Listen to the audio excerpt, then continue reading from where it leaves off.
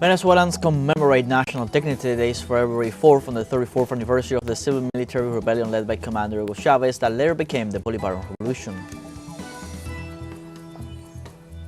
The presidents of Russia and China expressed their support for maintaining the current level of cooperation with Venezuela and Cuba.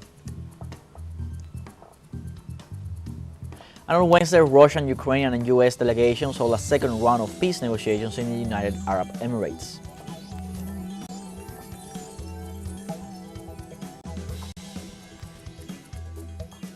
Hello, welcome from the South. I'm Luis Alberto Matos from the teleSUR studios in Havana, Cuba. We begin with the news.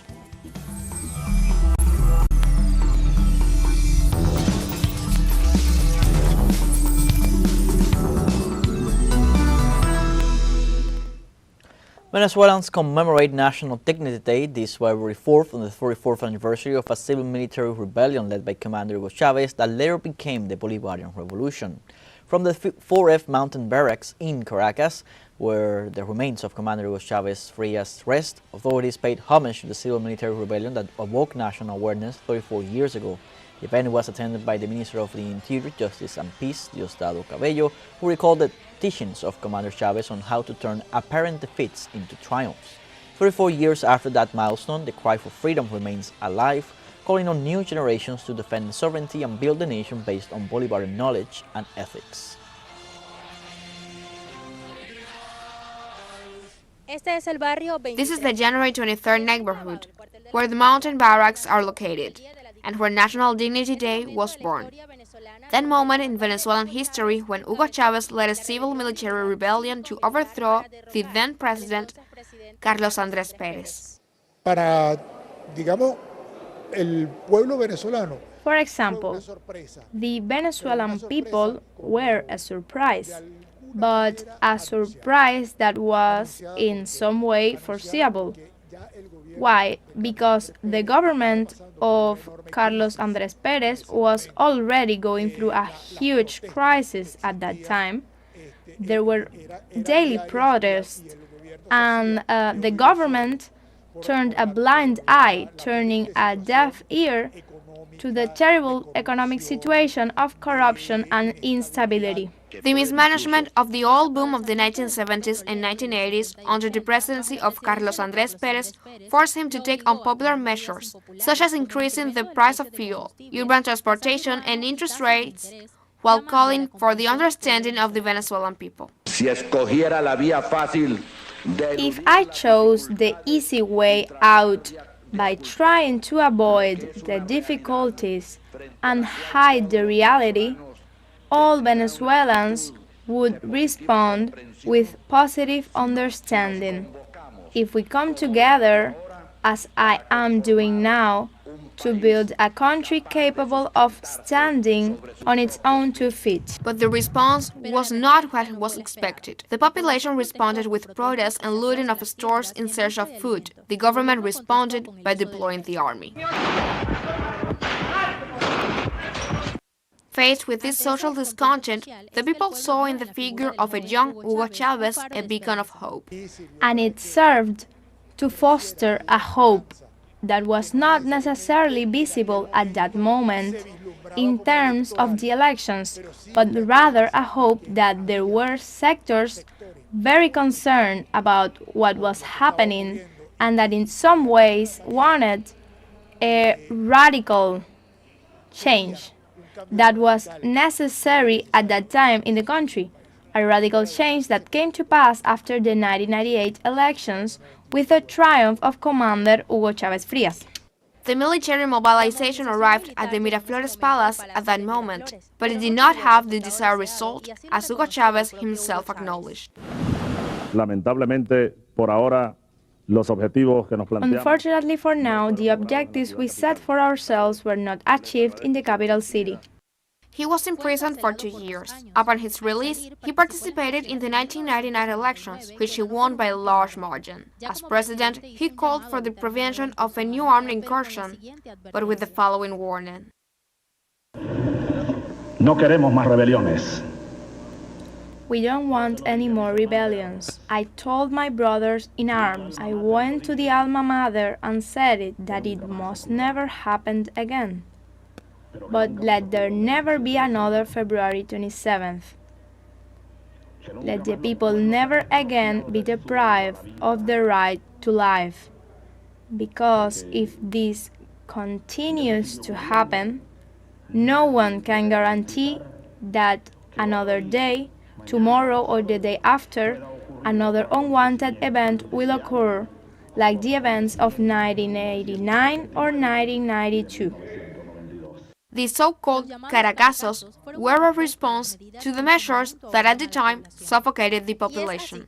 And that is how now these streets of the January 23rd neighborhood capture all the meaning derived from the mobilization of the civil-military union, known as National Dignity Day.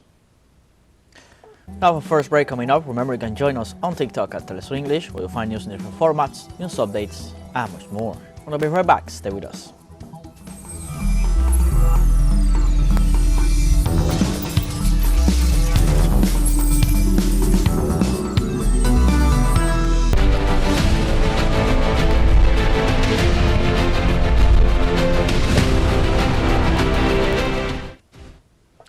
Welcome back.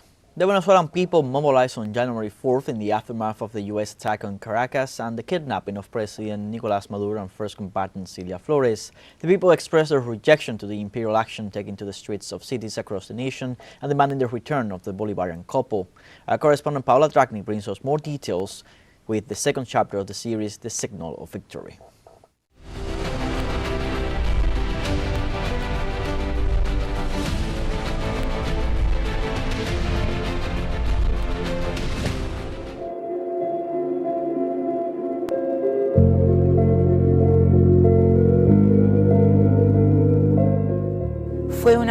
It was a different dawn in Venezuela, and the first rays of the sun began to show the magnitude of the material damage and worse still, to put a human face on the imperial attack.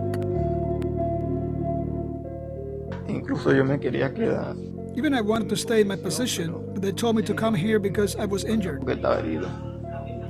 Civilian and military heroes who were facing the historical colonial violence that today dealt the hardest blow. Nicolás, as his people call him, has been kidnapped together with the First Lady.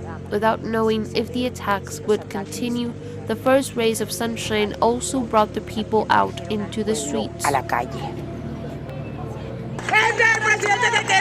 This is the president we want, and we want him back, because here is a fighting people ready to fight and rescue their president.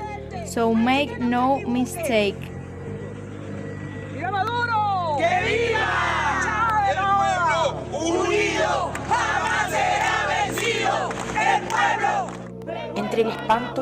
Between horror and tenderness, the people began to surround the Miraflores presidential palace. At 7 in the morning, the Urdaneta Avenue in Caracas was filling up.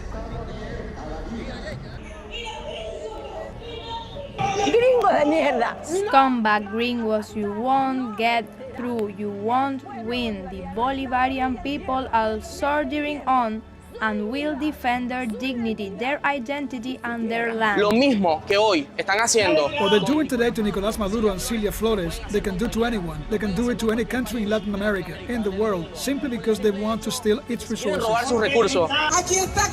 Here is Caracas, here is Venezuela, because we are here. You are in Barcelona, you are in Maracay, you are in Ciudad Bolívar. And in every corner of the country.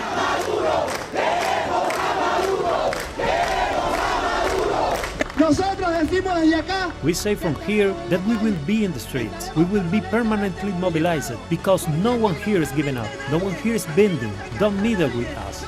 We are furious and we want our president. A call that within hours began to spread across the planet. Rome, Milan, New York, Mexico, New York, México, Varsovia, Warsaw, Costa Rica, Ireland, Cuba and Paris, just to name a few. Solo por nombrar algunos. In each of these places, there was always a Venezuelan to reject the brutality of foreign interference. El montaje que se ha hecho desde el año 2020. The narrative that has been built up since 2020 based on the false claim that Venezuela is ruled by drug cartels has no footing whatsoever. not only because of the actual facts, but even according to the DEA's own reports. La señora Machado no juega ningún papel en nuestra política. Mrs. Machado plays no role in our politics, fortunately. That woman is a die-hard fascist. El nido del fascismo. And that is exactly what they don't want in their territory. The Bolivarian project is a doctrine deeply rooted in the Venezuelan people, embodied first by Hugo Chavez and now by Nicolás Maduro. The Bolivarian revolution will not fall because this is a revolution that has been going on since 1805, when Francisco de Miranda raised our flag for the emancipation of our America, for the emancipation of our Bolivarian land. Perhaps that is why it is incomprehensible that, just hours after a bombing, there is neither chaos nor fear, but quite the opposite. This is a warrior people. We are not afraid of what they did. We are staying here. We are going to defend this land with our blood. We are going to defend it that way. And also in that way, because it is not just about military defense, while part of the people mobilized early, helping hands reach every corner attacked by the empire. To support my fellow citizens, because this war that Trump has waged on us here in Venezuela is nothing more than his desire to get his hands on our country's oil. Perhaps they hope to unleash widespread panic after the attacks, cause alarm, maybe even a popular uprising or internal division. But no, none of that happened. Let them not believe that because they see the streets quiet, as they are now, is because we are defeated. Quite the contrary. This is just the beginning. So let's prepare with calm and wisdom. And so it was. Peace was maintained. These images were captured by international news agencies on the very 4th of January. People stocked up on supplies in supermarkets in peace. This was the situation in Plaza Sucre and in the densely populated Petare. And while the marches demanding the return of the president and the first lady multiplied, the Defense Council provided details. Nicolás Maduro had left clear instructions if the direct attack took place after 28 weeks of U.S. military harassment. A decree of external commotion began to take effect. Our Father Liberator said it in the letter from Jamaica. The veil has been torn. We have seen the light, and they want to return us to darkness. The chains have been broken. We have been free, and our enemies want to enslave us again. If there is one thing that the Venezuelan people and this country are very clear about, is that we will never be slaves again, and will never be a colony again of any empire of any kind. Del tinte que sea. If the people did not leave the streets by day, they held vigils by night. The people's demand is unanimous. Bring them back alive. The Venezuelan people are in the streets.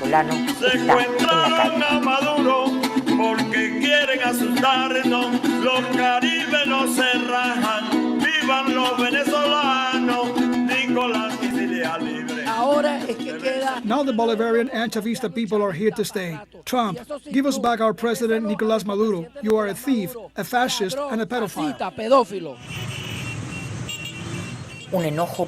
A popular anger that was growing unstoppably. Next morning, Edgar Parra was still there. What they want is to take over Venezuela, its oil, because that is their ultimate goal. And she was still there too, 24 hours later.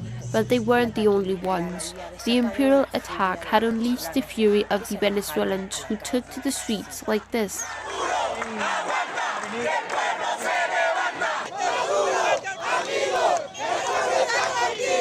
The rallies were non-stop, day after day. We will be waiting for them here. We will be in the streets every day demanding the return of our president Nicolás Maduro. We shall overcome.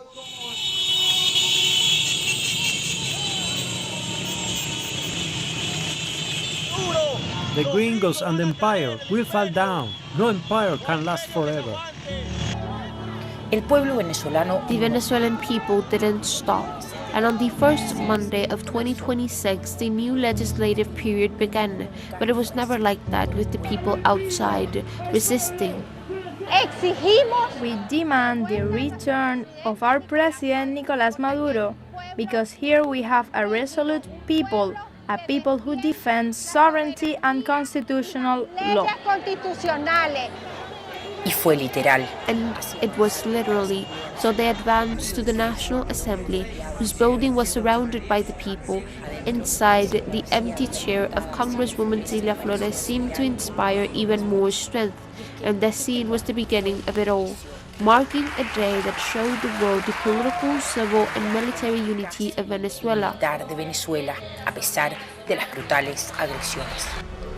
Despite the brutal aggressions, democracy did not stop. This new assembly is the one that will have to implement the laws of a country whose president has been kidnapped, and these are their faces, deputies who represent the people in a popular assembly that promotes participatory democracy, and before which Delcy Rodriguez was sworn in as acting president. Delcy Rodriguez. Vengo con dolor. I come in pain over the kidnapping of two heroes who are being held hostage in the United States of America, President Nicolás Maduro and first combatant and first lady of this country, Celia Flores. I come in pain, but I must say that I also come with the honor of swearing in the name of all Venezuelan men and in the name of all Venezuelan women. I come to swear by our father liberator, Simón Bolívar, who is the guide and historical beacon of Venezuela's future, whose liberating blood runs through the veins of all Venezuelans. Esos que atentos. Those who are determined will not leave the streets until they see Nicolás and Celia return, without stopping the construction of that Bolivarian homeland for which they resisted and worked so hard. We'll now have our second break coming up. Before we invite you to visit our Facebook page at teleSUR English, there you'll be able to watch our top stories, special live coverage, and much more. Follow our page and activate the notification button to stay up to date on the world's most recent events. Final break, don't go away.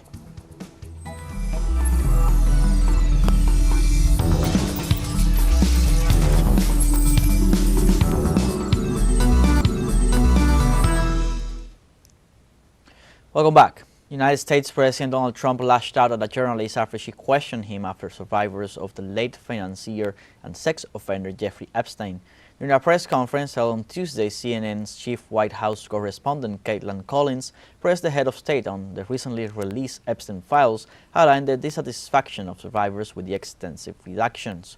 The move sparked a fiery response from Trump, who dismissed concerns about transparency and called Collins the worst reporter. The incident became the latest in a series of Trump's verbal attacks on female reporters during his second term. Let's recall that many Epstein survivors insist that the Justice Department owes the public and the victims greater transparency, as blacked-out witness interviews have fueled cover-up suspicions. In this context, Trump has continues to deny his links to sex offenders despite his name appearing repeatedly in the files.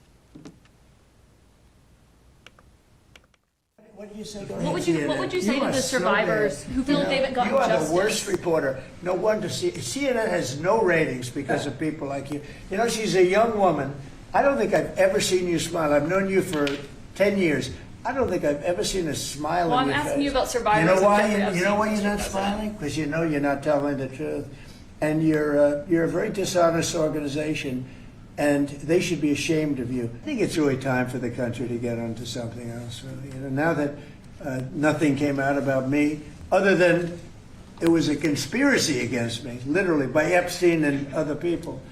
But I think it's time now for the country to maybe get onto something else. But what would you say to people who feel like they haven't gotten justice, Mr. President? Something that people care about. Hi, Katie. And on Tuesday, Cuba's Deputy Minister of Foreign Affairs, Carlos Fernández de Cosío, denied that the island government is setting up negotiations with the United States. The administration of Cuban President Miguel Díaz-Canel denied the statements made by U.S. President Donald Trump, in which he asserted that his government is currently engaged in dialogue with the island's leadership.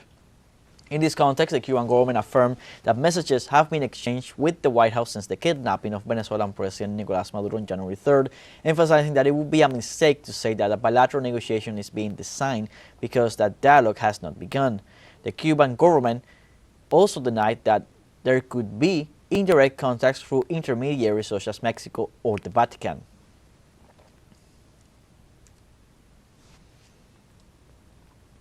And Russian President Vladimir Putin and his Chinese counterpart Xi Jinping expressed their support for maintaining the current cooperation with Venezuela and Cuba. During a conference this Wednesday, both leaders emphasized the importance of cooperation between Russia and China on international platforms. President Putin stressed that the foreign policy alliance between Moscow and Beijing continues to be an important stabilizing factor in a context of growing turbulence in the world. China's position is in line with that of Russia, which since the facts became known has condemned the U.S. aggression against Caracas and expressed its support for the Cuban government and people.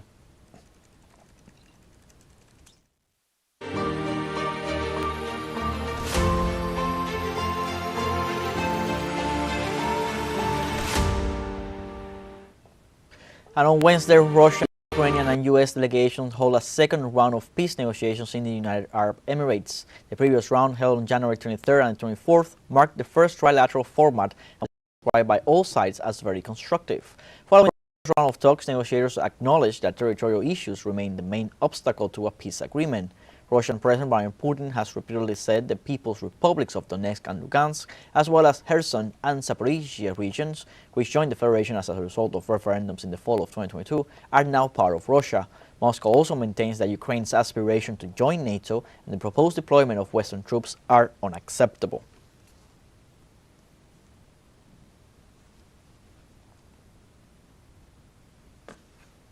And in Russia, Ukrainian artillery attacks in the province of Kherson left 4 civilians dead and 13 others injured.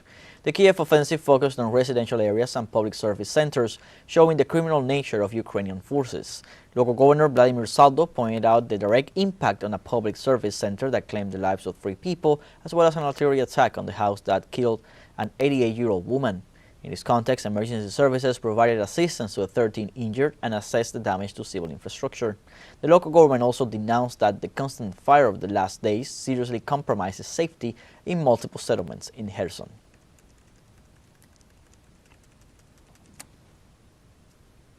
And dozens of protesters gathered in front of the Philippine House of Representatives to demand the resignation of President Ferdinand Marcos Jr. The protest took place during a legislative hearing to evaluate the validity of multiple impeachment petitions filed against the president for corruption. Among the accusations is a scandal related to the management of funds for flood control projects, which sparked public outrage. These protests came at a time when the Philippine political scene is immersed in heated debates over the course of the impeachment complaints and the possibility of referring them to the next constitutional stage amid political division.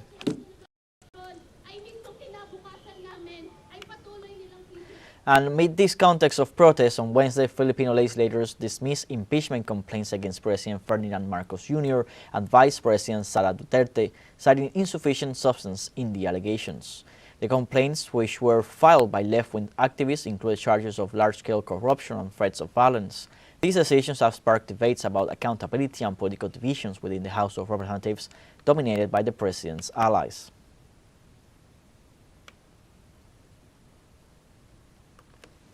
We have come to the end of this news brief. You can find these and many other stories on our website at telesurenglish.net. So join us on social media, Facebook, X, Instagram, Telegram, and TikTok. For TeleSUR English, I'm Luis Alberto Matos. Thanks for watching.